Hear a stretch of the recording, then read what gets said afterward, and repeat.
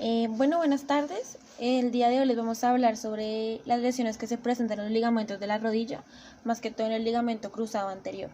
El grupo está conformado por Alejandro Santa Cruz y Vivian Díaz. Bueno, el primer artículo del cual pues escogimos se llama Lesiones del ligamento cruzado anterior, escrito por Alejandro Álvarez López y la doctora Jenima García. Bueno, entonces aquí un pequeño resumen como tal.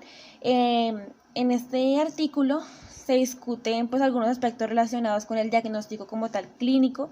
También se aborda una clasificación que se da para esta lesión, que pues se ven varios aspectos como el tiempo, la lesión, si es aislada o combinada, parcial o total, que pues lo vamos a ver más adelante. También menciona algunos parámetros para obtener unos resultados satisfactorios al momento pues de la recuperación, ¿no? Que se debe tener en cuenta, digamos, la edad del enfermo, las lesiones asociadas, el tiempo de la lesión y todo esto, ¿no? Y ya pues una conclusión ahí que nos da son que pues las lesiones de los ligamentos son pues como entidades traumáticas que afectan por lo general a pacientes jóvenes. Es una como generalidad, ¿no? Hablando pues más que todo de porcentajes. Entonces, pero también nos aclara que para tener un resultado satisfactorio en su recuperación, pues debe ser necesario el conocimiento de la anatomía, la clasificación, el tipo de injerto y pues empleando las ventajas y las desventajas del entrenamiento y todo esto, ¿no? Bueno, entonces inicialmente las lesiones del ligamento cruzado anterior se clasifican de acuerdo a varios aspectos, ¿no? El primero que tenemos es el tiempo. Entonces se considera, aquí hablamos de que se consideran lesiones agudas, aquellas que están por debajo de las 4 semanas, y crónicas son aquellas que ya presentan más de 4 semanas, ¿no? Tenemos la lesión del ligamento subóseas, que esto nos habla de que son aquellas que ocurren en la zona del ligamento, ¿no? Pero también tiene como alguna consecuencia en la parte ósea, ¿no? Hablando ya de los huesos. También tenemos la lesión aislada o combinada, que son las lesiones del ligamento cruzado anterior, que por lo general están asociadas con lesiones también de los meniscos, ligamentos colaterales, o también puede haber daño en el cartílago articular. Y finalmente tenemos también la clasificación de lesión parcial o total, que con su nombre se refiere al daño en el espesor del ligamento cruzado anterior, ¿no? Que es cuando se da no en su totalidad, sino una parte, es decir, no llega a su ruptura total. Bueno, también este artículo nos dice que varios estudios han revelado que no todos los pacientes que tienen esta lesión más adelante llegan a presentar un fallo articular o inestabilidad, ¿no? Entonces la idea o el objetivo fundamental del tratamiento que se dé es evitar que se prolongue o se empiecen a presentar estos síntomas de inestabilidad, ¿no? Dice también que para lo cual se debe tener en cuenta varios elementos, ¿no?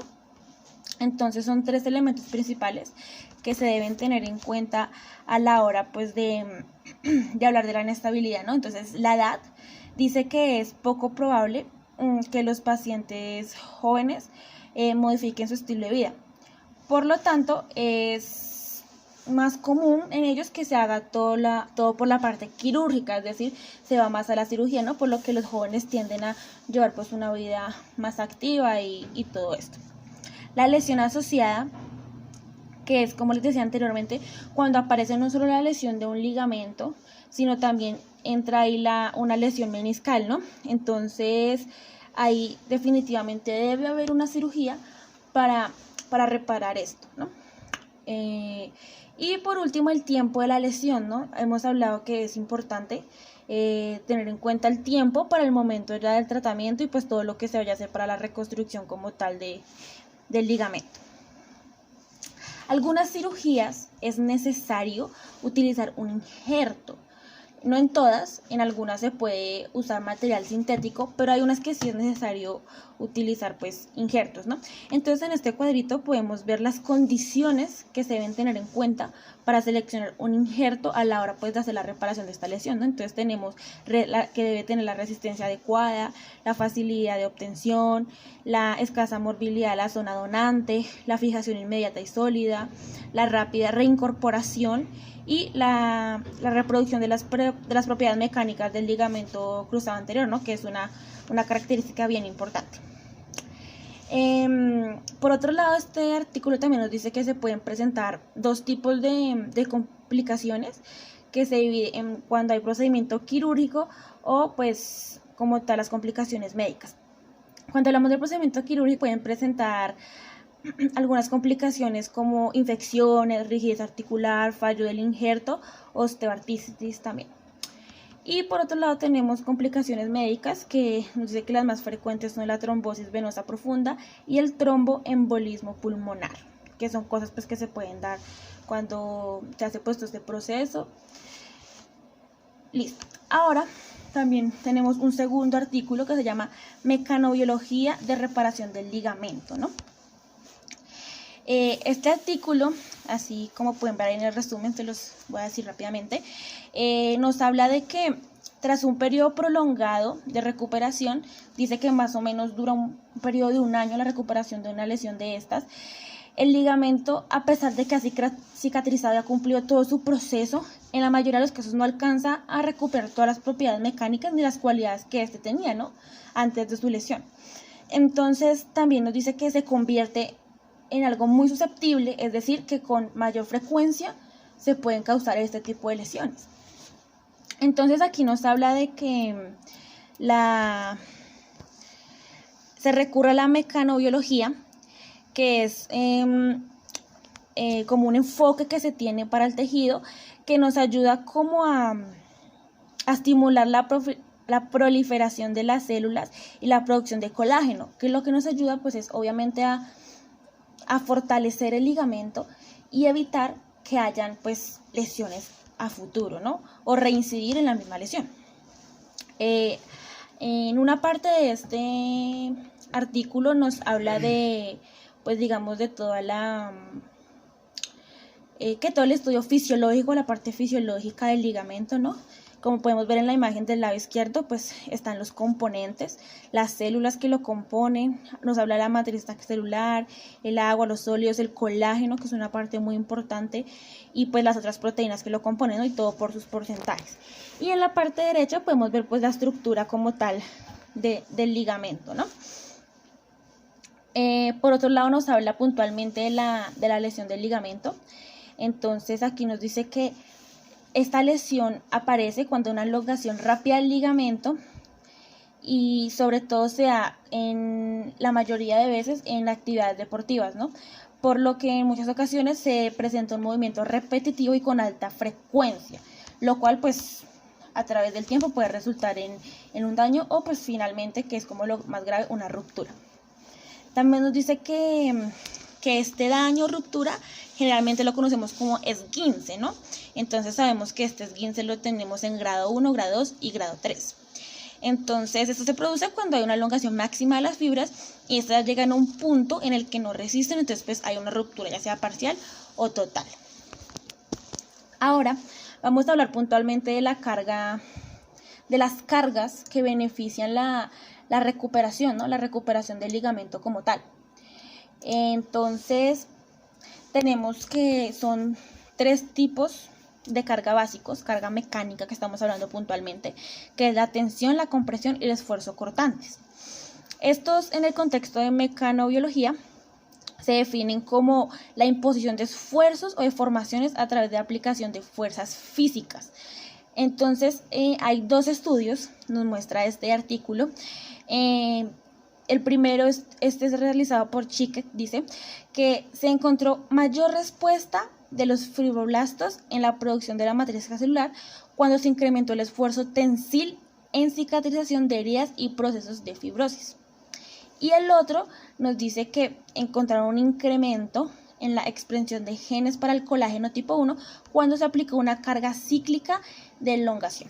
Entonces muchas veces nosotros creemos que el hecho de que, hay una lesión y creemos que después de esta lesión no se puede aplicar cargas, pero lo ideal sí sería hacerlo, simplemente debemos saber cómo, porque con el tiempo esto lo que nos va a ayudar es a reforzar el ligamento y de una u otra forma estimularlo para que todas sus proteínas, en este caso hablamos de los fibroblastos y esto, se reconstruyan y pues tengan aún más fuerza, ¿no? Aquí en este cuadro nos habla puntualmente de esas cargas, lo ideal que sería para estas células. En este caso hablamos de los fibroblastos. En el segundo cuadrito podemos ver el tipo de carga que se va a aplicar, podemos ver la intensidad, la frecuencia y la duración. Y en el siguiente cuadrito podemos ver la respuesta celular que va a haber según la carga que apliquemos, ¿no? Entonces, digamos, por ejemplo, en el primero podemos ver que esta carga nos ayuda a aumentar la producción de colágeno tipo 1 y tipo 3. Y así sucesivamente. Entonces, es un cuadrito bien interesante que nos ayuda de pronto a tener una idea de las cargas que podemos aplicar, pues para ayudar a fortalecer los ligamentos, ¿no? Y como conclusiones tenemos que, de este artículo, tenemos que cuando el movimiento articular es totalmente restringido, los fibroblastos no pueden volver a adquirir como su fenotipo, es decir, como su origen, su forma en sí. Entonces esto con el tiempo lo que nos lleva hasta reincidir en un esguince, ¿no? Con esfuerzos muy básicos, muy simples, podemos recaer nuevamente en la lesión.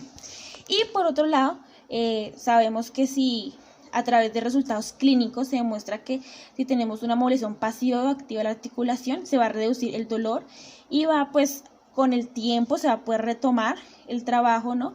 Y pues así su funcionalidad. Bueno, muy buenas tardes. Listo, entonces, continuando ya con el tercer artículo. Este artículo como tal se llama lesión del ligamento cruzado anterior. Listo, entonces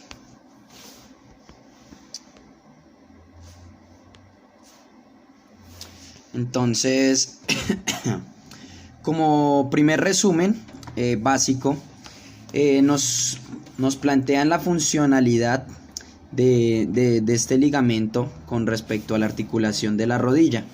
Es uno de los 4 principales de dicha articulación, que cumple la estabilización de la articulación, evitando que la tibia se deslice hacia adelante en relación con el fémur, y está compuesto por 2 haces ligamentarios.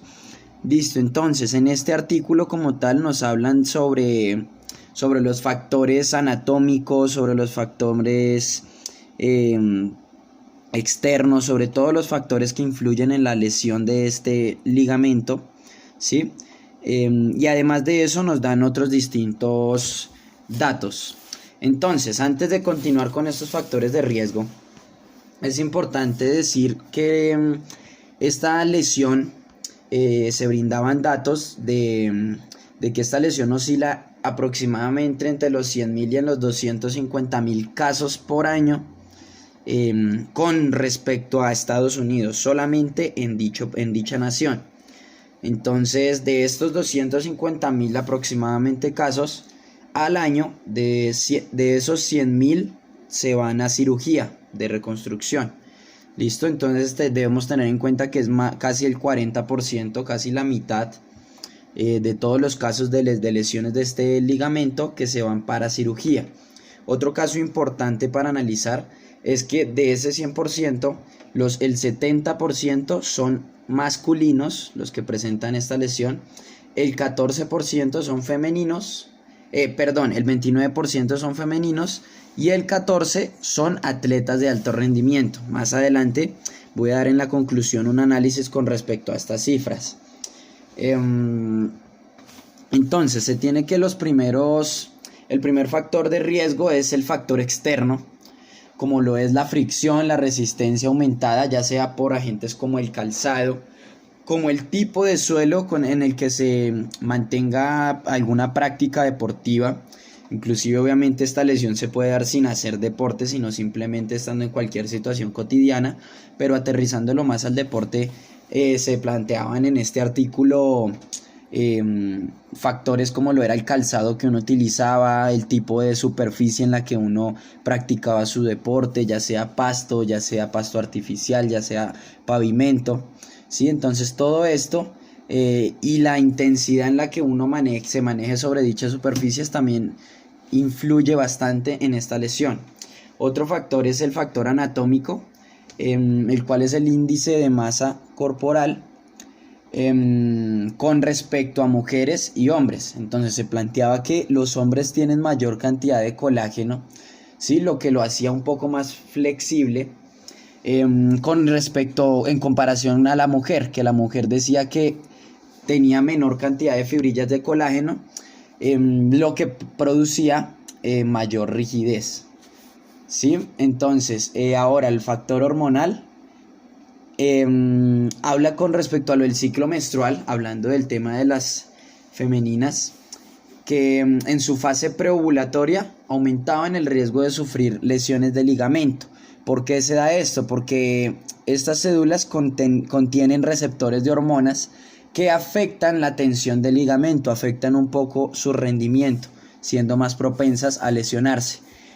Otro factor, lo neuromuscular, y es que en el control neuromuscular existen restricciones dinámicas que responden a un estímulo sensorial.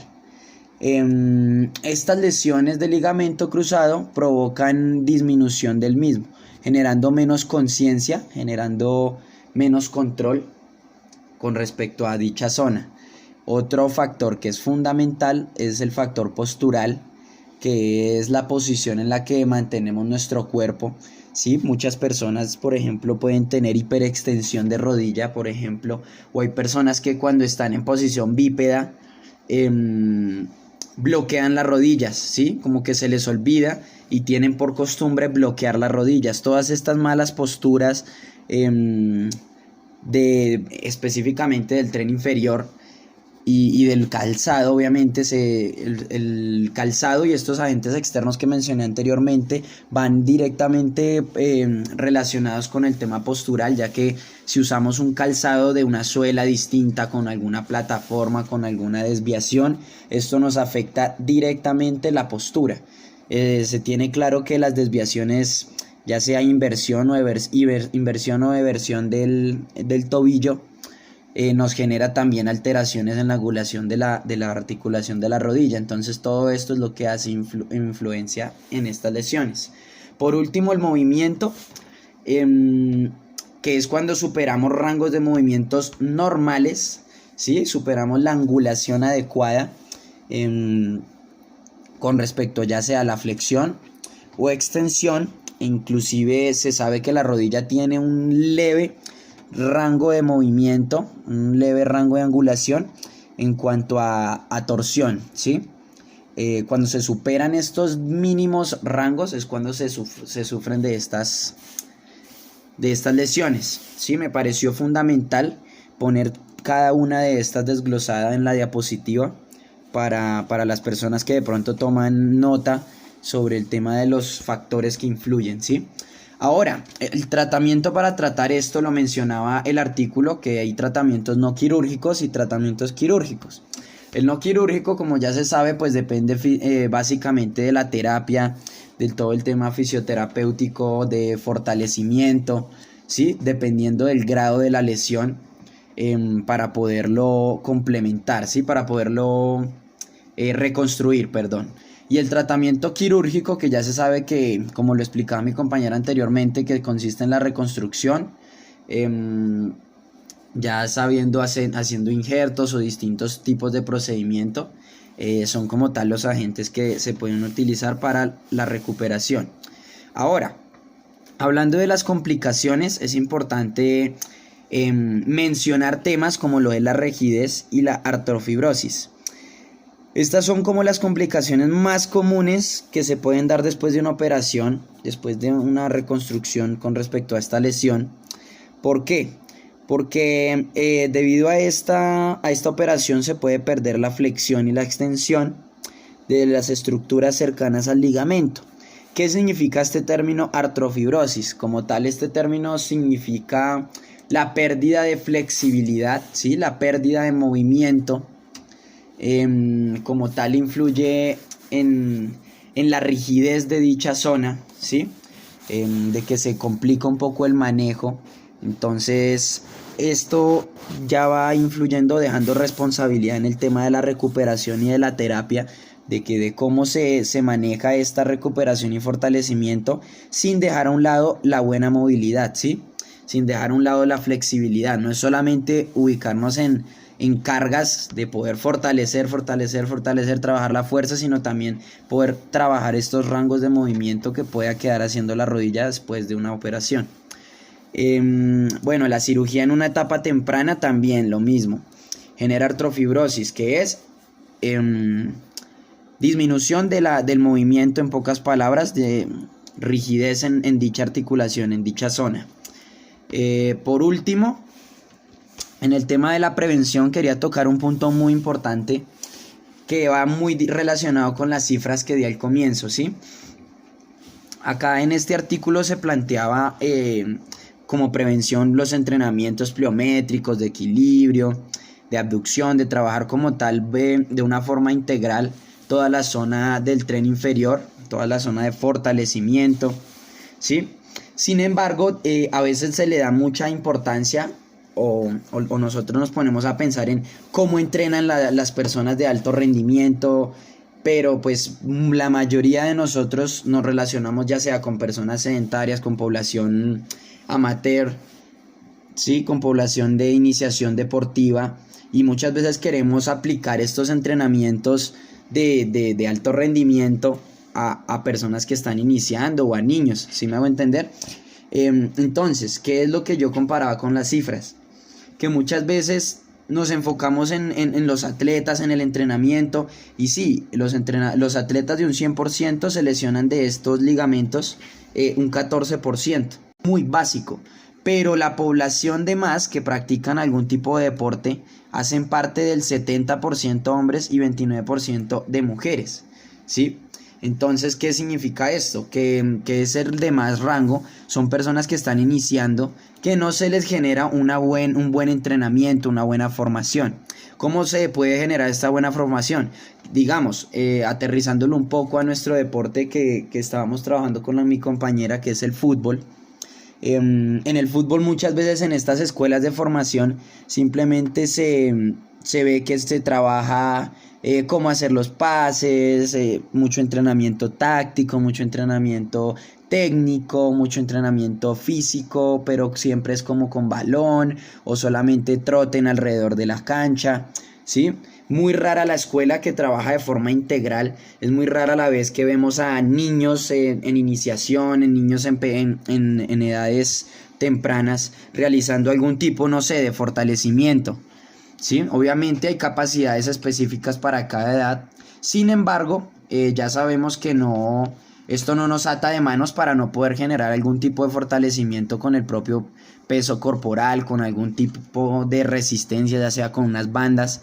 Lo que decía, la forma de uno poder prevenir estas lesiones de ligamentos es fortalecer desde etapas tempranas, ¿sí? Hacer énfasis en la buena alimentación como estrategia de prevención.